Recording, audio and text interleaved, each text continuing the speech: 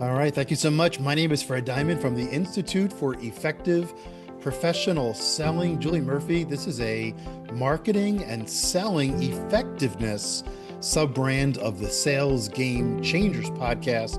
You can go to salesgamechangerspodcast.com to, what have we done? About a dozen of these shows, Julie Murphy from Sage Communications. Yeah, we've now done quite a bit over the past year on our mission to break down all the silos between marketing and sales.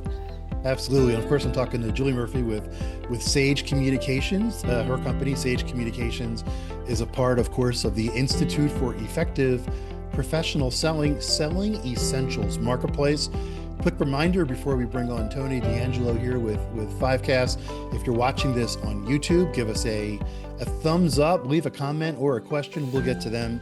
And of course, if you're listening on Apple Podcasts, please give us a 5-star review. And Julie, of course, we did a post about today's show on my LinkedIn post today, and Sage and the rest of the Sage Communications team did a lot of sharing of that post. So if you're on LinkedIn, go to Fred Diamond's LinkedIn or Julie Murphy and chime in on some of your thoughts. So Julie, I'm very excited. We're going to be talking to Tony D'Angelo with Fivecast, and I really enjoyed the prep call that we had with Tony and his team, and I'm excited for what we're going to be talking about here.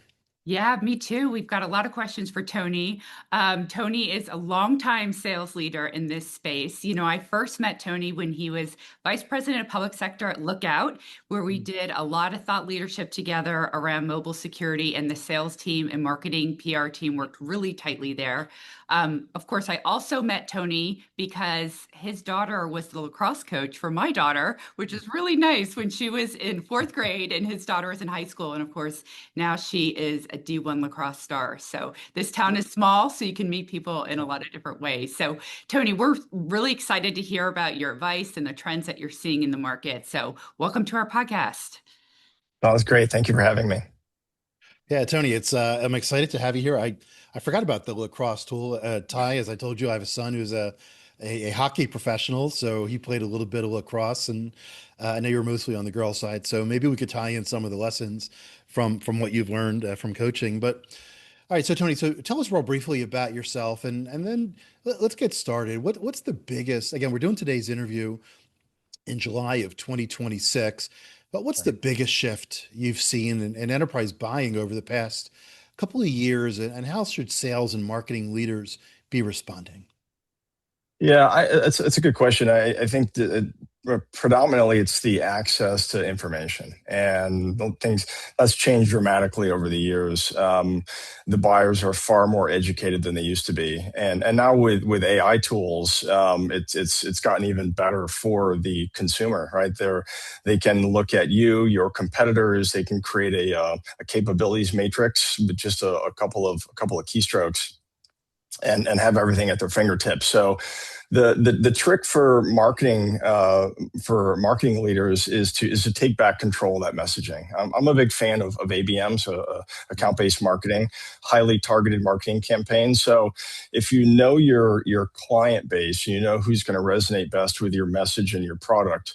It's pretty easy to come up with that target list of accounts, and then within those target accounts, really identify the target individuals that you want to market to, and create custom content for them. And it's a lot of work. It's hard, but nothing is easy in this business, right? So the ones that put the time in, put that extra energy into it, and control the marketing. You may not be able to do it before they actually do their own research, but you might be able to at least give yourself more of a fighting chance, because they could make up their mind before they even meet you. But if you have that opportunity to try to control some of that messaging and some of that custom content, you're going to be in a much better position. Yeah. And Tony, I absolutely agree with you on ABM and really targeted marketing and thought leadership, because marketing is really getting as close to one-to-one as possible, because your customers expect when you're talking to them that it's customized. You're not going to walk into a federal agency and start talking about profit margins. You know, it's an immediate turnoff. So the more customized you can be towards your customer, I think the better. You had also mentioned AI. So what do you think organizations are getting right and getting wrong when they apply AI to marketing and sales? What have you seen? Yeah, it's this is in the last year, it's probably the first time I've really used it, and I've seen the team really use it as a key tool within the business. And if I look at the sales professionals, I think they're doing a really good job at building business plans with it, doing the research, trying to identify the right target customers. And even if you're talking about government, which is what my team focuses on, really identifying even the sub agencies and sub organizations that we may not have known that much about, even though most of us have many years of experience. There's always going to be new corners, whether it's reorganization, a different sub agency pops up, or a mission moves from one to the next. And these AI tools are providing tremendous lift and helping us to just really narrow our focus. The other thing on the marketing side, where I should say where organizations are getting it wrong. I would say it's tempting to let AI do most of the work. I think it's a good tool to do a lot of the busy work, but it still requires human hands and kind of that human touch. I think there's a temptation to generate too much content. I think there's a temptation to let AI generate all of the content, again, without that kind of human intervention. And I think it has at times when we have so much bombarded at us, right, through social media, LinkedIn postings, all different types of media coming at us, that it oftentimes can feel cold and lifeless. So I think just making sure that we don't stray too far away from the human element, but use tools, like you might use a traditional set of tools in a toolbox, right? You're not going to hammer a nail without a hammer. You're not going to do it with a block of wood or your bare hand, right? But there's those other elements that just really matter when it comes to making sure that content looks and feels right. Yeah, so we kind of touched on this. Again, just give the audience, if you don't mind, I don't think we did this, just a brief introduction to yourself and what Right. you do. Yeah, absolutely. So I've been in the industry over 30 years now. I've spent my entire career in the Washington area. Worked for private sector technology companies the entire time. I've led not only public sector organizations but commercial as well. And it's hard to not attach yourself to government business living in the Washington area. So the thing I just love most about it is the mission and the client base. I mean, it's also the largest enterprise in the world, right? So there's many unique things going on. Yeah, so the team I lead today is focused on public sector for the Americas. Fivecast is an open source intelligence software platform, and so we collect off of open web across social media and a variety of different data sources, and generate risk profiles for things like law enforcement, defense, intelligence, other use cases around fraud, different things like that. So we've got customers across state and local government, and then all sectors of U.S. federal, and that's globally as well, across to international governments too. So one of the challenges, and we talked about, of course, AI and all the access to content and information, is that buyers, of course, customers have access to all of the information that they want. As a matter of fact, if a IT professional working in a government agency wants to know whatever he needs to know about Fivecast product strategy, he can probably go into any of the AI tools, and within a minute he can get your plans that have already been communicated somewhere. So what does that mean for today's modern sales professional? It used to be 15, 20 years ago, sales professionals were walking brochures, and that's not pertinent anymore. So what Right. does that mean for the sales professional? What are you looking for? How are you leading them to be effective today? Again, we're doing today's interview in July of 2026. And right, it's a very interesting conversation, question, because we have this conversation a lot. So customers used to use a sales call to educate themselves, right? It's no longer the case. I mean, you're lucky if you can even get in front of them face to face, right? Oftentimes it's over a call like this, and they don't even turn their cameras on, right? So there's so many other challenges. That's a much longer conversation.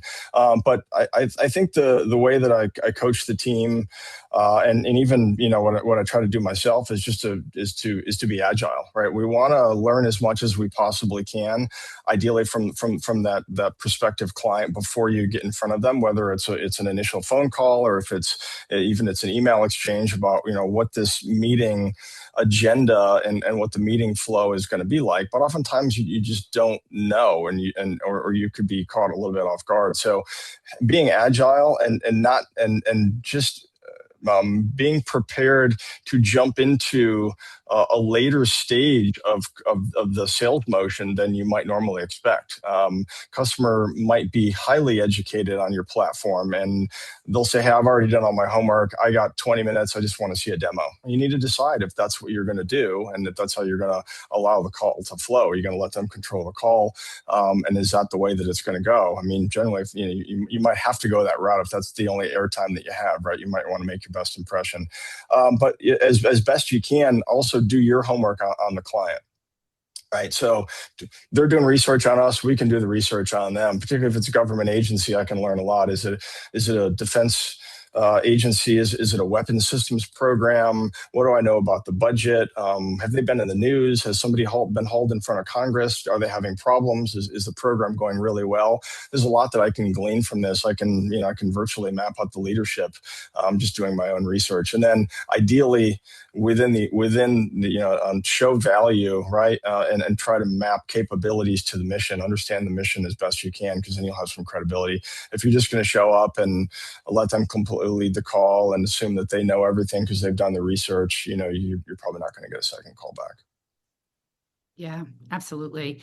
And Tony, it's not even just the your customers that have access to all this data. Fred and I have talked about in previous podcasts that sometimes customers are, researching up to 80% of their or closer to their decision before they actually even talk to the sales team. But you have data as well. So both marketing and sales teams, there are lots of different ways that you can trust and track your prospects, whether it's through click-through rates, leads that you're getting from trade shows. I mean, really now, because there are so many different channels to reach these prospective buyers, you have more data than ever. So what metrics really matter to you when you're looking at the data? Because there's a lot of activity that you can do, but what are you tracking? What numbers do you think are really sort of contributing to the revenue? Yeah, lots of activity, which can be confused with productivity, as I like to say. So, yeah, I would say it's. I mean, the numbers sales numbers are pretty easy to measure, right? And even the contribution from marketing or channels, things like that. It's the amount of qualified pipeline that's been created, and then in addition to that, it's like so. If sales and marketing and channels are helping to create qualified pipeline, are we closing that pipeline? And we can even measure that in different sectors. What's the percentage of opportunities that we're closing that are generated by sales versus marketing versus channels? And virtually every company I've ever been in, marketing will say, we've created thousands of leads for sales. And what does sales say? I have no leads. All right. So the truth lies somewhere in the middle. And so it could be a lot of reasons for that. It could be, not to get overly technical on marketing, but MQL to SQL conversion rates. So marketing qualified to sales qualified leads. Who's generating the leads? Are they properly qualified? All those things. So it requires a bit of digging, but the data typically doesn't lie. Mm-hmm. Tony, one of the key words, again, we're over 850 Sales Game Changers podcast episodes. And one of the key words that sales leaders like you bring up frequently, of course, value comes up all the time and effectiveness, but preparation is a word that comes up all the times. And the sales leaders that we typically present on the show have, and at the Institute for Effective Professional Selling, understand that and are excellent at that. What is some of your advice for the selling professionals listening and the ones that you manage about preparation? What do you expect of them? What are some of your tips and guidances for them on to be more effective? Because I like what you said before, if you get the opportunity to be in front of the customer, no matter how they want to be presenting themselves, it's gold, right? Every time you hear back from a customer, you get a chance to speak to a customer or a prospect, it's gold. But you got to be talking to them of things that are of purport and of value, right? They don't want to talk about the World Cup, but they want to talk about how is your How is your technology going to affect them as they're trying to achieve this mission or this goal, whatever it might be?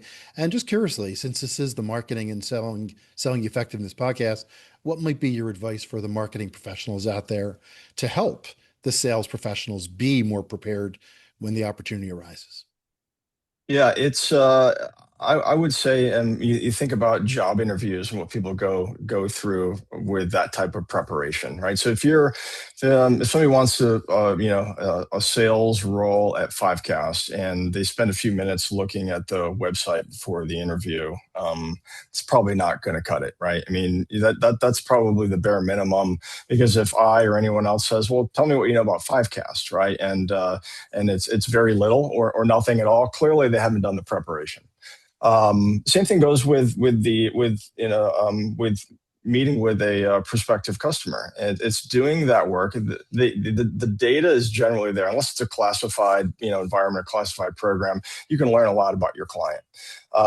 And this kind of goes along the ABM route as well. So doing your homework on what's the message that might resonate with this client? What is the particular use case? What problem are they trying to solve?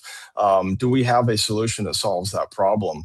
Who are the individuals that are probably going to be most interested in what we're doing? This is where ABM, where I like to take ABM to the next level. I'm going to jokingly say almost like a stalkerish level, because I want to know the individuals that are interested in our type of technology, who might be speaking at trade shows, who might be posting online. So if you put the time in and do that level of research, you're probably going to find out, because if someone comes back and tells me that, hey, we're going to meet with these three individuals, and these are the people that I've targeted, I'm going to ask why. Like, why the CIO or why the CISO?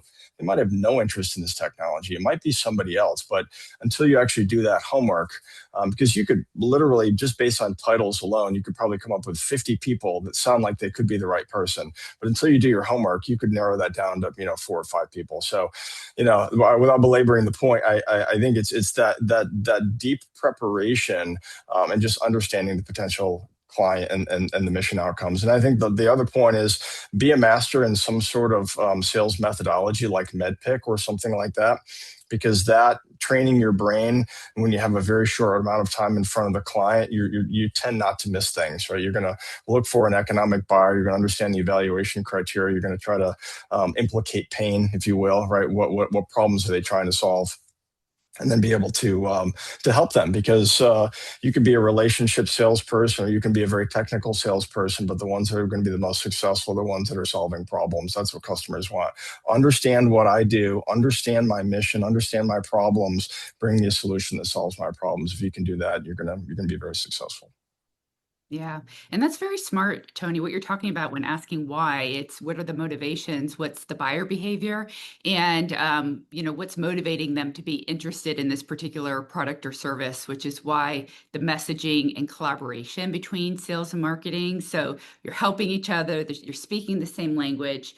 And I know that's something that you've always been a champion of. I know that during my time when I worked with Lookout and you were there, you were very open and collaborative with the thought leadership team and getting that messaging right and getting the right talking points out there and awareness in the marketplace. And from what I've seen, you've been doing that at Fivecast as well. So, but everyone talks about sales and marketing alignment. Not everyone really does it. So, in organizations that you've seen that you've either been a part of or that you've seen that really do it well, what consistent behaviors are you seeing? Yeah, I would add channels to that as well. So I look at it as a three-legged stool. So sales, marketing, and channels, and I expect that the pipeline contribution is going to be a third, a third, a third from each, and we talked a little bit about that before. But the way that is best managed, in my opinion, is when marketing and channels are completely part of the sales go-to-market business plan, down to the rep level. Each rep, each sales individual, sales professional needs to have a marketing plan, needs to have a channel plan, needs to be very actively engaged with their peers in those organizations.